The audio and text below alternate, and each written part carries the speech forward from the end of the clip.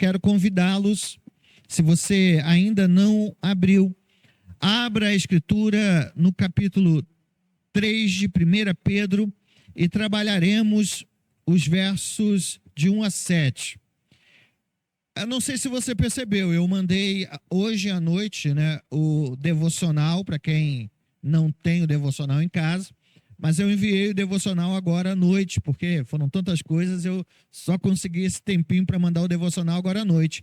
Agora, você leu o devocional de hoje? Se você leu o devocional de hoje, há uma santa coincidência, porque a devocional de hoje é exatamente o texto que nós vamos trabalhar, uma parte do texto que nós vamos trabalhar nesta noite. 1 Pedro, capítulo 3, a partir do verso 1, esse é o nosso foco nesta noite. O título desta lição é Uma Vida Exemplar no Lar. Esse é o título da nossa lição de hoje. Guardem, uma vida exemplar no lar. Até agora, até aqui, a partir do capítulo 2, nós vimos o apóstolo Pedro, ele falando sobre a realidade do crente, daquele que nasceu de novo, daquele que foi alcançado pela graça, daquele que recebeu do Senhor a salvação por meio de Jesus Cristo. E ele fala que aqueles que nasceram de novo, que são nova criação, na sociedade, no mundo, precisam ser exemplo. Precisam ter uma vida exemplar. E aí ele trabalhou sobre, dentro da sociedade, dois aspectos ou dois âmbitos do ser exemplar. Primeiro, diante das autoridades constituídas, diante do governo, diante dos governos. Então, nós precisamos ser exemplos diante dos governos, não importa qual seja. E depois ele falou de uma forma mais restrita sobre o ser servo.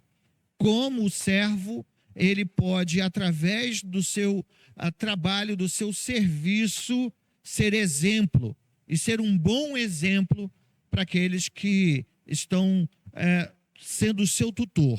Então, nós falamos sobre o exemplo que o cristão deve dar diante da sociedade, diante dos magistrados e também, vamos dizer assim, no seu trabalho. E agora ele vai falar sobre o exemplo que devemos dar no nosso próprio lar. Agora vocês percebam, nós sempre temos falado, e você já ouviu muito isso, que a família é o quê? A célula máter da sociedade. Então, percebam que Pedro, ele não começa a falar sobre ser exemplo, porque seria muito natural. A gente começa, nós somos exemplo na nossa casa, depois somos exemplos aonde? Na sociedade. Mas ele faz uma inversão. Ele começa falando do macro para o micro, do genérico para o específico. Agora ele vai falar, e nós vamos entender o porquê que ele primeiro trata sobre a ideia do ser servo, submisso, obediente, ou sujeito àquilo que está diante de nós na sociedade, para fechar a sua palavra quando trata sobre família. E é interessante porque nós estamos tratando sobre família durante esse mês de maio. E quando falamos sobre família, nós trazemos à nossa memória a nossa temática do mês, que é a esperança para família, ou para a família. E não sei se você tem percebido, cada vez mais nós podemos acompanhar livros, sejam livros de cunho cristão ou não cristão, que abordam temáticas sobre família. O cuidado com a família, a preocupação com a diferença entre homem e mulher, os ajustes que precisam ser feitos no lar. Então, há muitos livros falando sobre família. Mas, ao mesmo tempo, Apesar de termos muito material que aborda a temática família, há também, de forma muito clara, uma grande crise em família. Muitas separações, muitos problemas que relacionam a dois ou problemas a dois lá fora. Mas, infelizmente, essa realidade dos problemas que são relacionados aos casais adentram também a igreja. Há muitos casais dentro da igreja que estão passando por crise e adversidades. E não é o fato de um casal ser um casal cristão que vai livrar o casal de problemas, de adversidades, de discussões, de situações que chegam à beira da separação. Não é porque os dois são cristãos que vai se impedir de, dentro do lar, dentro da família, entre o casal, haver crises. A gente diz, né, quando é recém-casada, a crise de tantos anos. Mas parece que a crise de tantos anos persiste por muitos e muitos anos. Sempre haverá, no relacionamento a dois, no casamento, momentos de adversidade. É por isso que, quando trabalho com os jovens no curso para noivos, eu sempre trago a ideia de que o casamento é um lugar em que os ajustes serão desde o início do namoro até aquela frase, até que a morte os separe. Sempre haverá ajustes, porque somos diferentes, criação diferente, pensamentos diferentes e, é claro, o mais óbvio de todo, sexo diferente. Então, haverá sempre problemas, mas nós podemos resolver esses problemas colocando e levando-os ao Senhor. Mas quando um dos cônjuges não é cristão, quando alguém que é firme na fé, que foi alcançado pela graça, tem ao seu lado um companheiro, uma companheira que não é cristão.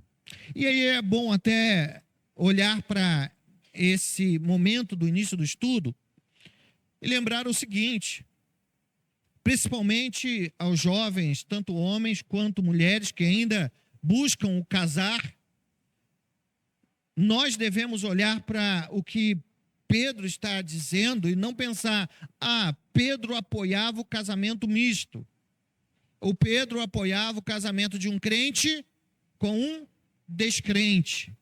Claro que não. Nem eu apoio, porque há um jugo desigual. Há um jugo que conduzirá aquele que é crente no Senhor a grandes problemas. E não adianta dizer assim, não, eu vou começar a namorar, vou casar, aí depois que eu casar, ele ou ela se ajusta e se vira crente. Dizem alguns pesquisadores que é mais fácil o crente deixar de ser crente.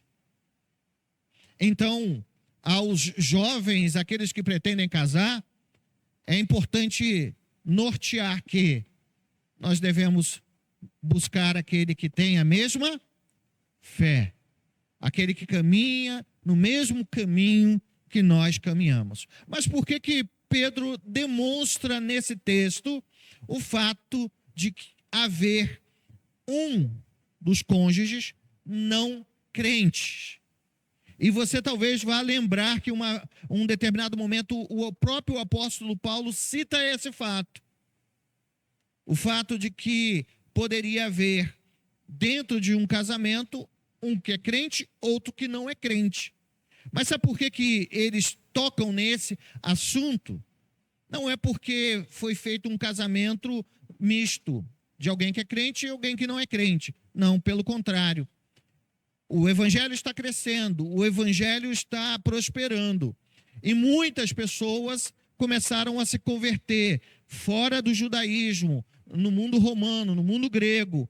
E algumas dessas pessoas que se converteram poderiam ser um homem que já era casado e a sua esposa não se converteu. E a mesma coisa para a mulher. A mulher se converteu, veio a crer em Cristo e o seu marido continuou por um tempo como alguém que não conhece a Cristo. Você lembra o que Paulo vai dizer sobre isso? Paulo vai dizer o seguinte: olha, não separe. Não é porque você se converteu que você vai se separar.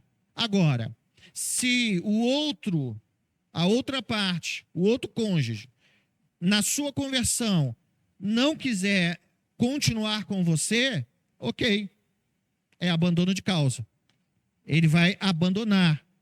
E aí, nesse caso, aquele crente que foi abandonado pode se casar de novo.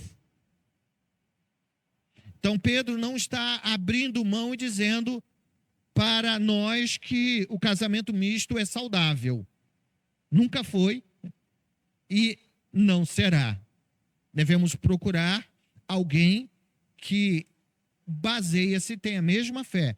E mesmo alguém que tem a mesma fé já não é fácil? É fácil? Não é fácil.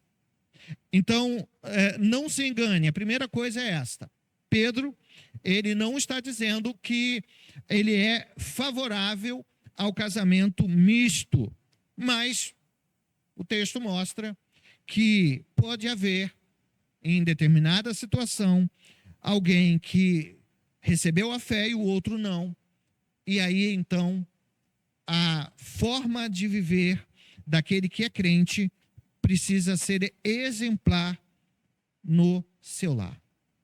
Como disse a vocês, o início da nossa carta, Pedro fala sobre crentes que nasceram, pessoas que nasceram de novo e que são exemplos aonde elas estiverem.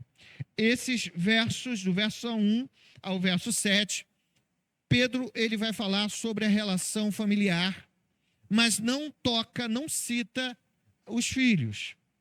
A preocupação de Pedro aqui é falar sobre para os casais, para o homem e para a mulher. Ele não vai focar nos filhos, porque nós bem sabemos que se o casal estiver firmado na rocha, firme, será muito mais fácil ensinar e conduzir o filho no caminho que deve andar.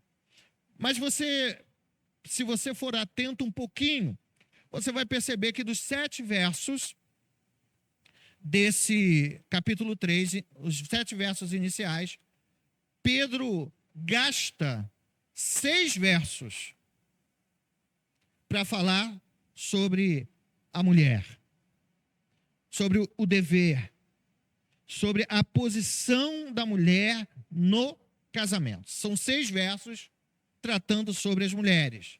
E apenas o verso 7, o 7º verso, ele vai guardar esse verso para falar sobre a responsabilidade do homem na casa, na família. Não é porque Pedro ele se preocupava mais em falar, em alertar as mulheres, porque a ideia era que a mulher ela era mais fraca, mais suscetível ao erro. Não é por isso. E o homem só precisava de uma única palavra, poucas palavras para que ele se enquadrasse, se encaixasse na vontade de Deus. Não é por isso. Na verdade é o contrário. Ele gasta 6 versos para falar com mulheres, sobre a mulher, porque ele valorizava as mulheres. Você sabe que Pedro era casado, todo mundo aqui sabe, não sabe? E Pedro valorizava tanto a sua esposa que ele fazia missões levando a sua esposa com ele no trabalho missionário. O próprio apóstolo Paulo vai citar isso, né? Que Cefas, ou Pedro, ele levava a sua esposa no trabalho missionário com ele. Então, Pedro, ele está, na verdade, exaltando a mulher, que nesse período histórico, no primeiro século da igreja cristã, a mulher, tanto na sociedade grega quanto na sociedade romana, e até mesmo no judaísmo, ela tinha pouco valor ou quase nenhum valor.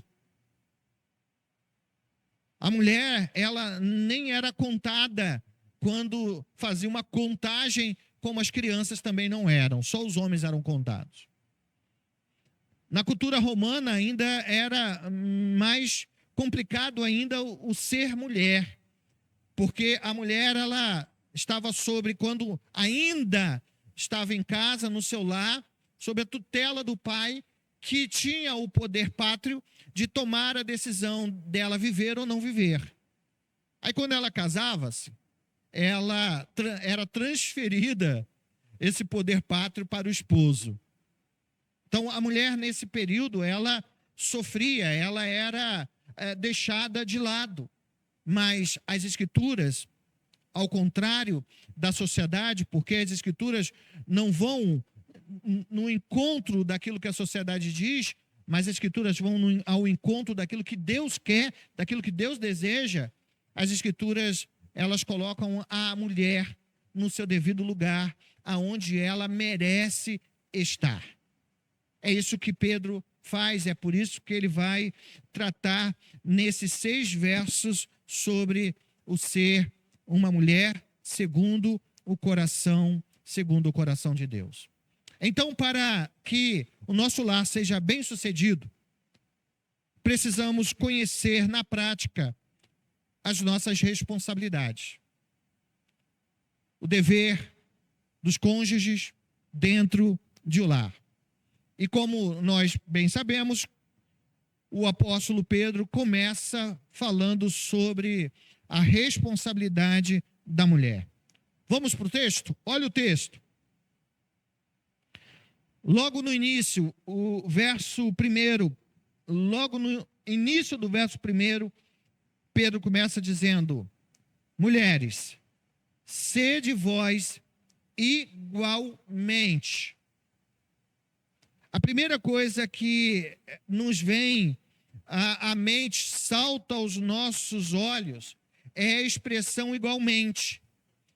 A expressão igualmente remete ao contexto anterior, remete ao que ele havia falado há pouco, sobre o que é que ele está falando. Ou seja, a mulher precisa ser como quem? Há 2 possibilidades, ou 3 possibilidades. Ser como um cidadão do mundo, que precisa ser submisso ou sujeito à autoridade do governo, ou ser como um servo submisso ao seu senhor. As 2 opções são essas, porque igualmente ele se refere ao texto anterior, mas há uma terceira possibilidade, que é a possibilidade, a certeza que Pedro traz, que é ser igual, ser como Cristo.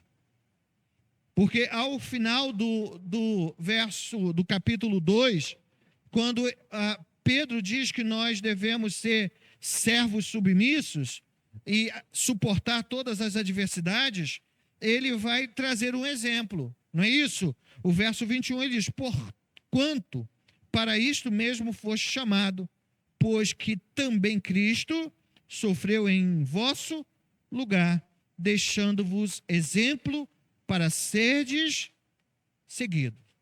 Ou seja, ou para seguirmos os seus passos.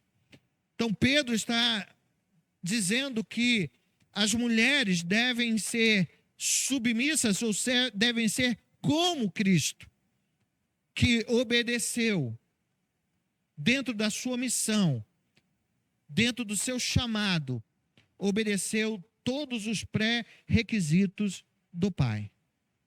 Então, a mulher precisa ser submissa, e a submissão que a mulher tem é a mesma submissão que Cristo teve quando veio ao seu Pai.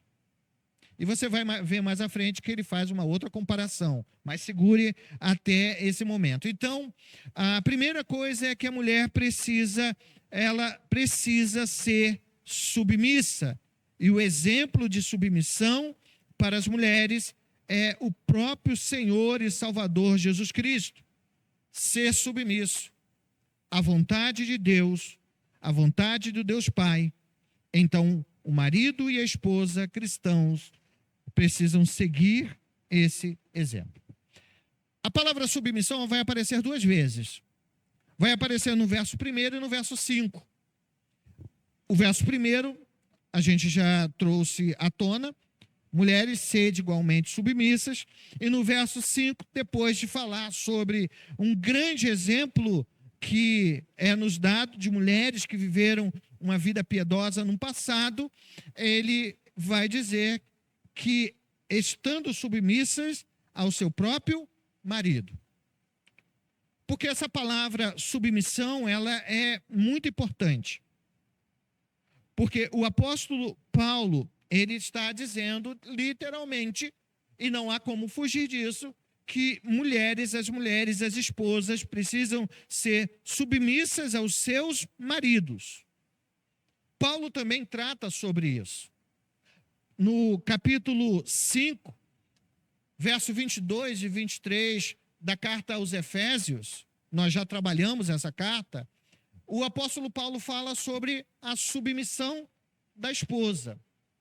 Também ele vai tratar sobre a submissão na carta que ele escreve à igreja em Colossos, no capítulo 3, verso 18.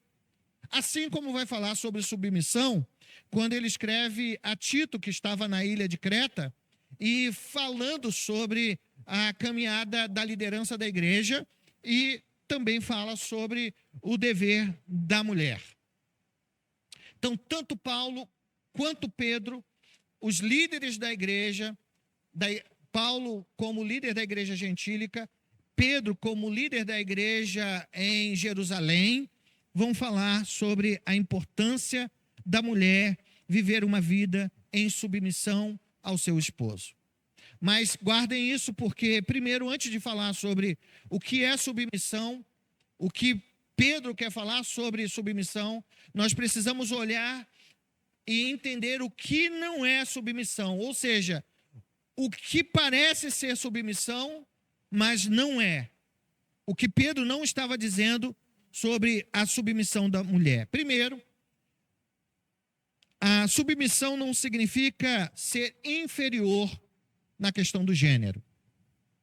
Então, quando se fala em submissão, nós não estamos falando numa submissão de gênero, que o gênero masculino está acima do gênero feminino, que a mulher é inferior ao homem, que a mulher ela está num patamar abaixo do homem. Primeiro, porque homem e mulher foram criados por Deus.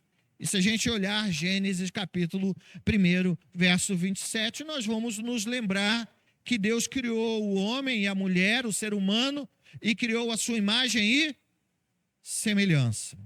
Então, mulher e homem foram criados à imagem e semelhança de Deus.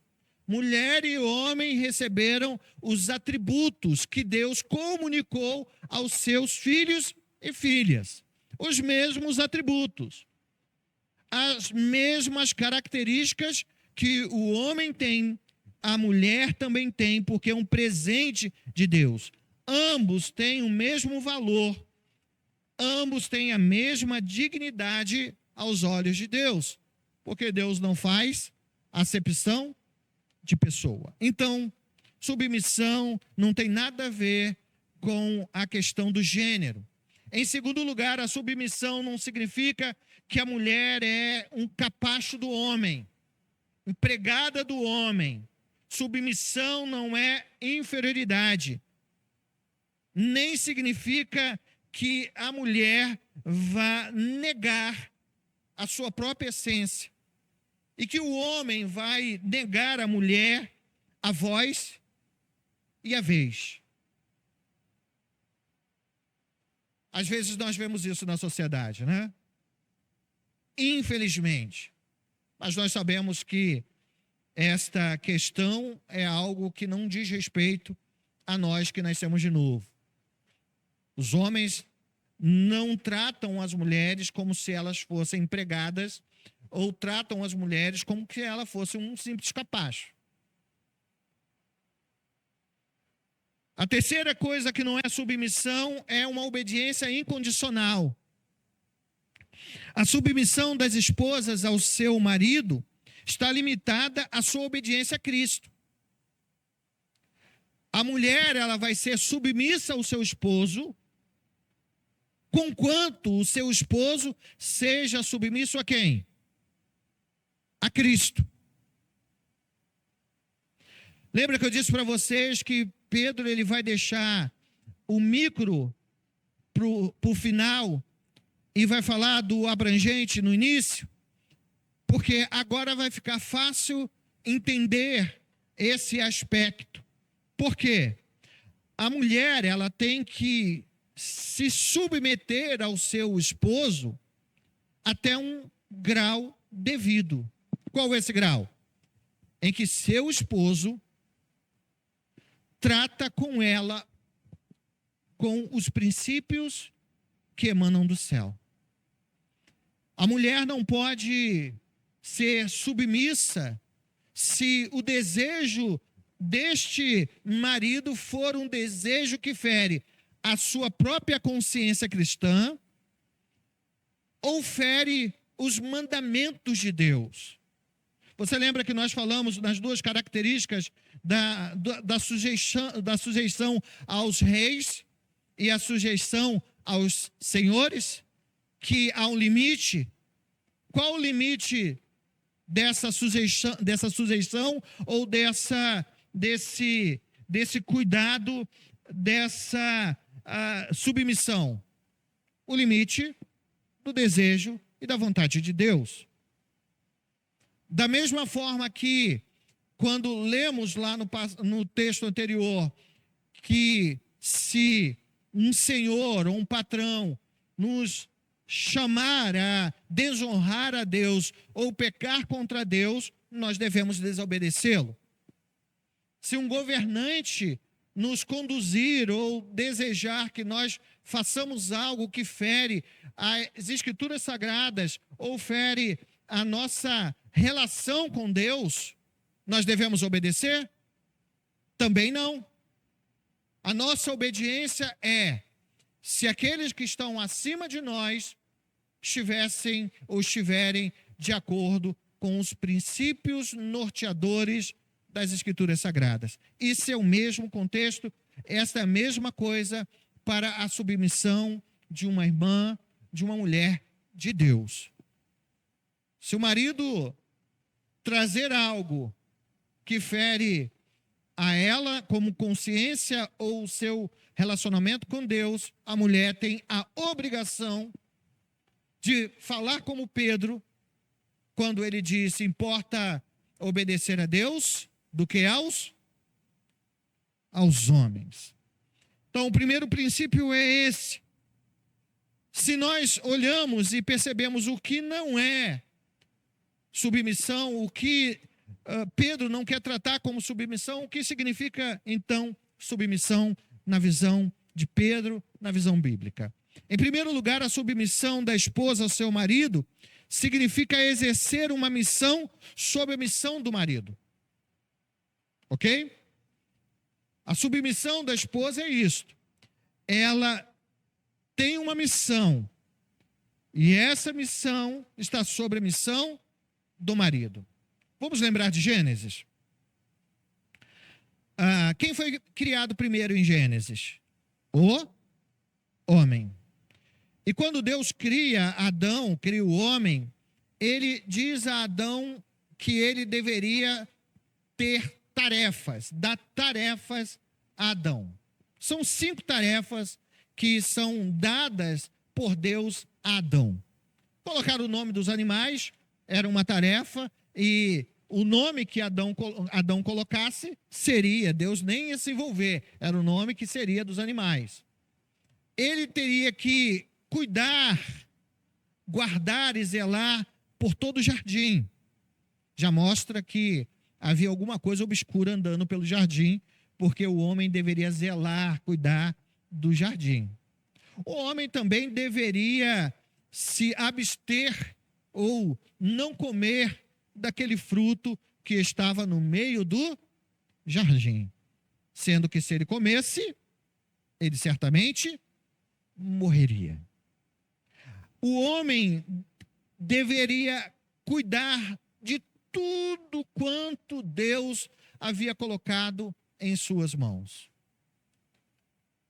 Depois disso, de dar esta missão ao homem, ele diz: não é bom que o homem esteja só.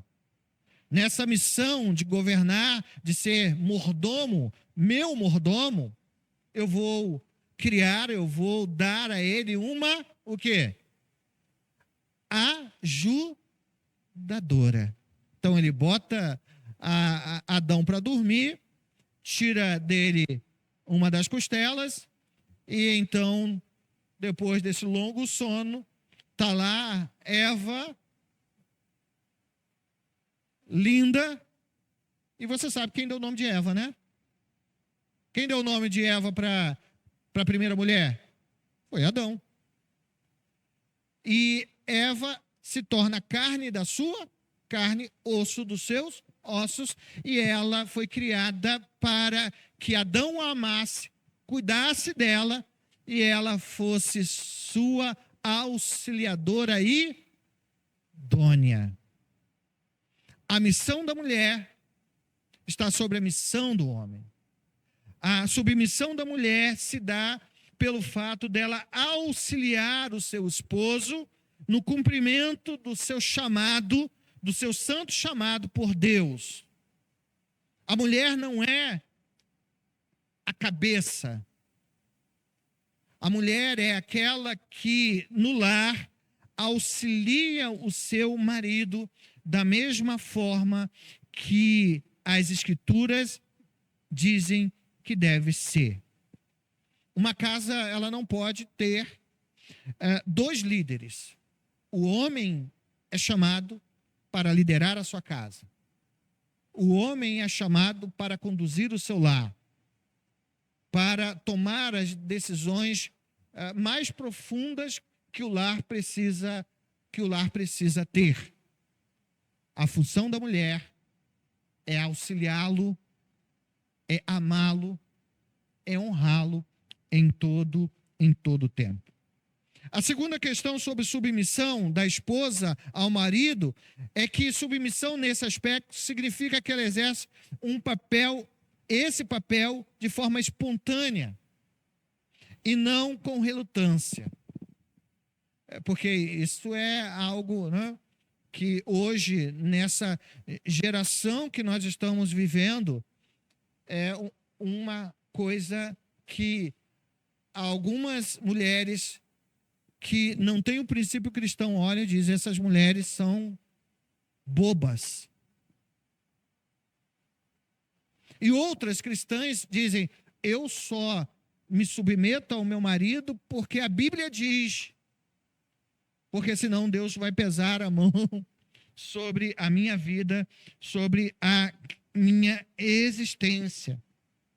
Mas a submissão da mulher ao seu esposo, ao seu marido, ela é comparável à submissão da igreja a quem?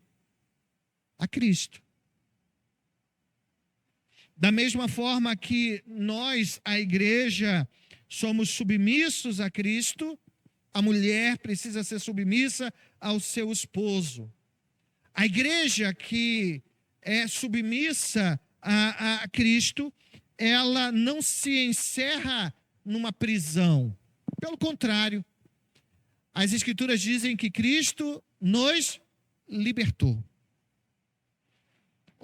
O servir a Cristo, o nos submetermos ao senhorio de Cristo, nos torna verdadeiramente livres. livres do pecado, livres de nós mesmos.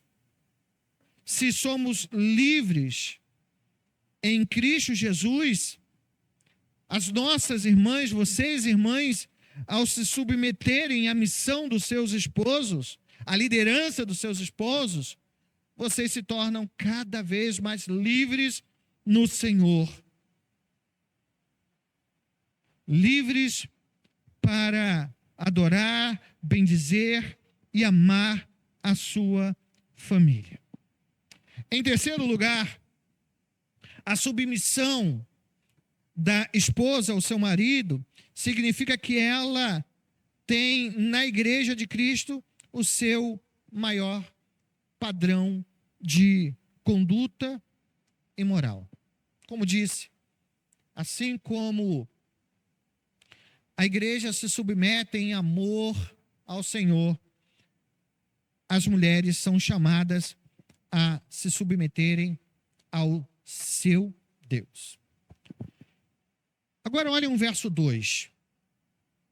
No verso 2, o apóstolo Pedro vai dizer o seguinte: ao observar o vosso honesto comportamento cheio de temor. Lembra que eu falei para vocês no início que já não é fácil servir a Deus e ser submisso quando uma das partes está servindo a Deus? Agora imagine quando a mulher é cristã e o marido não é cristão. Como disse para vocês, a mulher se tornava basicamente um objeto do marido na cultura grega e também na cultura romana. Basicamente, ela se tornava uma serva do seu marido. Agora imagine essa mulher que antes vivia nesta cultura, se converte, torna-se uma cristã verdadeira.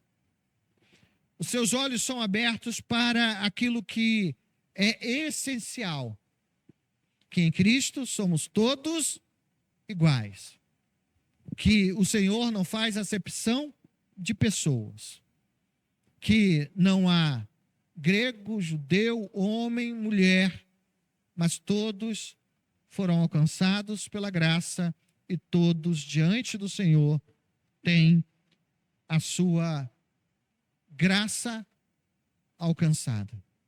Agora imagine para essas mulheres. O marido não é crente, o marido não entende isso. Como que essa mulher poderia alcançar o coração do seu esposo? Aí Pedro, ele vai denotar um tempo, porque sabia que muitas mulheres cristãs estavam sofrendo na expectativa dos seus esposos serem alcançados, serem transformados pela graça. E aí, então, Pedro vai trazer a estas mulheres algumas informações importantes sobre como elas podem ver os seus esposos sendo alcançados pela graça. Primeiro ele vai dizer o seguinte: a mulher, ela vai ganhar o seu esposo sem usar palavra alguma. Não que ela não pudesse, eu deveria pregar o evangelho. Não é isso que Pedro está dizendo. Mas ele está frisando aquelas mulheres que, se elas forem submissas aos seus maridos, como que ao Senhor, elas poderiam ganhá-los sem ao menos precisarem abrir a sua boca. Elas ganhariam os seus maridos para Jesus por meio dos seus procedimentos, pelo seu proceder. Mas segurem aí, porque é importante lembrar isso. Lembra que eu falei sobre o princípio da submissão? A submissão em qualquer âmbito só deve ir até aonde? o momento em que este não fere o quê? A consciência e os princípios bíblicos. Pedro não está dizendo, mulher, faça o que teu marido pagão, que seu marido não crente quiser. Se teu marido não crente for a Roma e lá oferecer sacrifício de um touro aos demônios, vá lá e sacrifique também. É isso que Pedro está dizendo? Não. Se teu marido, que não é crente, que não conhece a Cristo, depois desse sacrifício, vá até um templo em Roma e ali se embebede, e ali se deite com as prostitutas cultuais, deixe de forma tranquila. É isso que Pedro está dizendo? É claro que não. Não é isso, ele não está incentivando as mulheres a serem submissas no pecado, mas está incentivando as mulheres a serem submissas no propósito divino que os seus esposos poderiam ter. Ok? Aí ele vai dizer no verso 2, ao observar, ou seja, o homem não crente, ele vai observar o procedimento honesto da sua esposa, um procedimento, um comportamento cheio de temor. Não é temor a ele, tá? É temor a quem? A Deus. O temor é ao Senhor. Ok? A primeira coisa é isso. As mulheres poderiam ganhar os seus esposos através de uma vida em que elas estivessem dispostas a estarem submissas até o princípio em que essa submissão não fosse contra a vontade de Deus. Agora, o verso 3, ele vai dizer, parece que ele mudou de assunto, né? Mas ele vai dizer, não seja o adorno da esposa o que é o quê? Exterior, como frisado de cabelo, adereços de ouro, aparato de vestuário. Por que ele cita isso? Porque em Roma e também na Grécia, as mulheres, elas se vestiam para outras mulheres. Claro que hoje em dia não é assim, né? As mulheres não se vestem para as outras mulheres, né? A gente sabe que não é assim. Então, elas se ataviavam, se enfeitavam, penteavam os cabelos, colocavam maquiagem, elas se produziam para fazer inveja às outras, às concorrentes. Era isso que era algo comum naquele período. Aí Pedro vai dizer, não, as mulheres não devem andar ou agir assim. O verso 4 diz assim, sejam, porém, o homem interior do coração, unido ao incorruptível traje de um espírito manso, tranquilo, que é de grande valor diante de quem? Diante de Deus. Então ele vai dizer, no verso 4, no verso 3, seja porém. Ele começa o verso 3, o verso 4 dizendo, seja porém. Ou seja, se essas mulheres que não são cristãs, que não nasceram de novo, elas querem se amostrar, elas querem ser vistas com a sua roupa, com o seu cabelo, com o seu ouro, a mulher cristã, ela não deve andar assim. Ora, Pedro não está dizendo, porque esse texto foi um ensejo para algumas igrejas ou denominações por aí afora, não preciso citar o nome, dizer que a mulher não pode passar um batom, a mulher não pode colocar um brinco, a mulher não pode cortar o cabelo, a mulher não pode. Não é isso que Pedro está dizendo. Ao fazer a interpretação desse texto, esses homens estão sendo extremamente contrários ao ensinamento de Pedro. Pedro não está dizendo isso. Pedro está dizendo o seguinte, que a mulher não pode dedicar a sua vida a isto. mas que a mulher pode sim, se maquiar, arrumar o cabelo, se produzir, mas não para outra mulher, nem tampouco para o seu esposo, nem tampouco para si mesmo. Mas sabe para quem a mulher deve se arrumar? Para o Senhor. Amém? A mulher deve ser graciosa, mas ela não deve conduzir a sua vida a isto.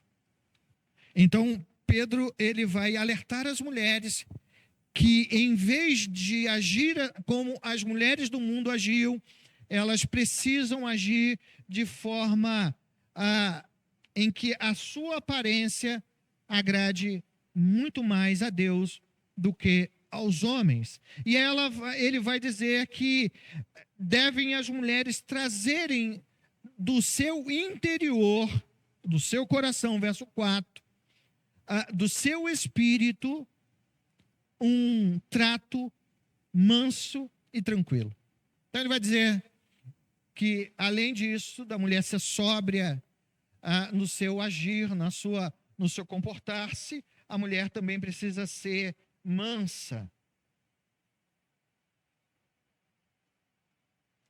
Ela precisa ser tranquila, temperada na sua ação, no seu agir. Por quê? A gente está lidando com uma mulher que é crente e o marido não. A mulher vai ganhar o seu esposo através das suas atitudes, da sua forma sábia, da sua forma reta, da sua forma santa de viver. Mas algumas mulheres que não conseguiram compreender o seu chamado, o chamado que elas têm, acabam afastando. E sabe, irmãos, eu conheço muitos casos assim. De homens que até visitam a igreja, esposos que visitam a igreja, mas que não se tornaram cristãos ou não aderiram àquela igreja porque em casa a sua esposa não é nada do que ela é na igreja. Sobre isso, Salomão diz: melhor é morar no canto do eirado do que junto com a mulher rixosa na mesma casa. Uma esposa irritante é capaz de levar qualquer marido à indignação, mas não levá-lo aos pés de Cristo. Quando olhamos para a mulher e os trajes e a forma que a mulher deve viver, eu me lembro também da frase da mãe do rei Lemuel, lá em Provérbios 31. Lá no verso 30, ela diz: enganosa é a graça e vã a formosura, mas a mulher que teme ao Senhor, essa será louvada. Eu quero encerrar essa parte pedindo para você olhar o verso 5 e o verso 6, porque o verso 5 e o verso 6, Pedro vai mostrar àquelas irmãs que elas podem também, além do exemplo máximo que é Jesus, o exemplo de submissão, ela vai dizer: olhe para as mulheres do passado. Ele diz: pois foi assim também que a si mesmo se ataviaram outra, as santas mulheres que esperavam em quem? Em Deus, estando submissa ao seu próprio marido. Aí ele vai usar um exemplo específico. Qual o exemplo? Sara. E ele vai dizer: como fazia Sara, que obedeceu a Abraão, chamando-lhe de Senhor, da qual vos tornaste filhas, praticando o bem e não temendo perturbação alguma. É interessante que ele usa o exemplo de Sara. Mas a gente, quando lê a história de Sara, a gente lembra que Sara também não foi tão fácil assim. Foi? Foi ou não foi? Foi. Ela teve lá os seus momentos de imperfeição. Teve lá os seus os seus momentos de ajuste, mas ele vai olhar para o exemplo de Sara, porque Sara reconhecia a autoridade, a liderança do seu esposo, Abraão. Abraão era perfeito? Também não era perfeito. Mas na imperfeição desses dois seres, eles estavam juntos, submissos ao Deus da graça. E Sara foi bem-aventurada. Sara foi mãe de uma grande nação. Assim como Abraão foi pai de uma grande nação, Sara foi mãe de uma grande nação. E ela é um grande exemplo a ser seguido. Que nossas irmãs entendam que a submissão bíblica é um princípio que norteia a vida de mulheres que nasceram de novo. Mas a submissão bíblica está sobre uma missão: ajudar, cooperar, abençoar, aceitar a liderança do seu esposo. É claro, trazendo à nossa memória que ser cooperadora é cooperar, é ajudar, é dar princípios, ideias, mas a palavra final sempre será do esposo que foi chamado para liderar o seu lar, um esposo cristão. Eu encerro por aqui a nossa fala, porque o verso 7, como disse, é um verso curto, mas que chama a atenção dos homens, a nossa atenção, a minha atenção. Curto, mas com muito conteúdo, porque a mulher será submissa a um homem que é segundo o coração de Deus. Um homem que exerce o seu chamado com amor, graça e servidão. Vamos orar? Vamos colocar diante do Senhor as nossas vidas? Entender que para que uma família, um lar, seja bem-sucedido, homens e mulheres devem ser, acima de tudo, submissos à palavra de Deus, submissos ao Senhor, submissos ao Espírito Santo. Mesmo que seja difícil, em meio a tantas dificuldades e diferenças, o que nos une é a palavra do Senhor. E o que passa disso é do maligno. Querido Deus, nós bendizemos o teu nome. Agradecemos a ti por tudo que o Senhor tem feito. Agradecemos a ti pelo teu amor maravilhoso por nós. Fomos alcançados por esta graça e vivemos por esta graça. Estamos, ó Deus, no mês da família. A família é nosso bem maior, o nosso bem mais precioso. Presente que o Senhor nos deste para não viver uma vida solitária. O presente que tu nos deste para que pudéssemos crescer, amar e ser amados. Por isso, Deus, nós te agradecemos. Reconhecemos, ó Deus, as nossas limitações. Tanto eu como esposo, como reconheço as limitações da minha esposa. Mas eu me lanço aos teus pés, como coloco minha esposa aos teus pés. E esse deve ser, ó Deus, o exercício que cada um de nós deve fazer diariamente. Colocar a nossa casa